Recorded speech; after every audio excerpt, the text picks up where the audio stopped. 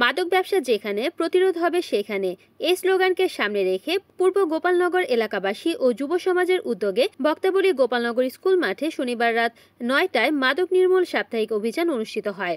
মাদক নির্মূল অভিযানের প্রধান অতিথি হিসেবে উপস্থিত ছিলেন বক্তাবলী ইউনিয়নের পরিষদের ভারপ্রাপ্ত চেয়ারম্যান আব্দুর রশিদ আহমেদ। এ সময় এলাকাবাসী ও আব্দুর রশিদ চেয়ারম্যান বলেন, আমি তো আপনাদের রেখে যেতে চাই না। আমি চাই আমার জানাজাটা আমার এলাকায় হবে। আমি চাই আমার এলাকার মানুষ নিয়ে বেঁচে থাকতে। আমার এলাকার মানুষ আমাকে দেখবে, আমি আমার এলাকার মানুষকে দেখব। আমার এলাকার মানুষকে নিয়ে আমি কাঁধে কাঁধ মিলিয়ে চলতে চাই। যদি কোনো ব্যক্তি আমার এলাকার দিকে চক্ষুশূল হয়ে তাকায়, সেই চক্ষু উপড়ে ফেলতে আমরা একটুও দ্বিধাবোধ করব না। আমার এলাকা সুন্দর ছিল, এখনো আছে। যারা আমাদের এলাকাতে নষ্ট করতে চাচ্ছে তাদেরকে বলে দিতে চাই, যদি কোনো লোক আমার এলাকার দিকে তাকায়, সেই লোক সেই মানুষটিকে আমার এলাকা থেকে বিতাড়িত করতে যা যা লাগে আমরা করব। আমাদের এই মাদক বিরোধী কমিটিতে থাকবেন, নাম দিবেন, স্বেচ্ছায় নাম দিবেন, তবে কোনো ভয় পাবেন না।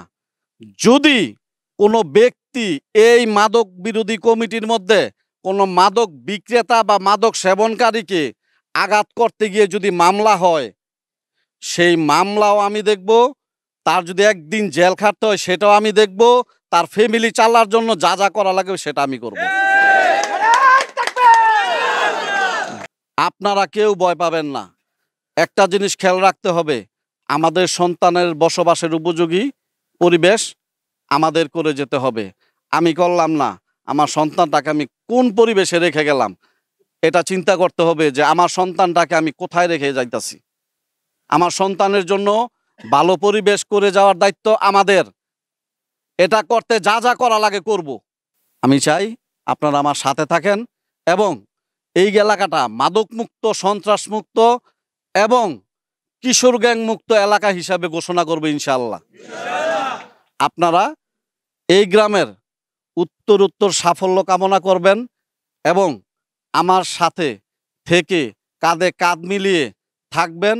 আপনাদের একটু সমস্যা হলে আমি দেখব, আপনারা যদি আমার পাশে থাকেন। আমি রিপোর্ট করেছেন সুমন ইসলাম, NN টিভি, নারায়ণগঞ্জ।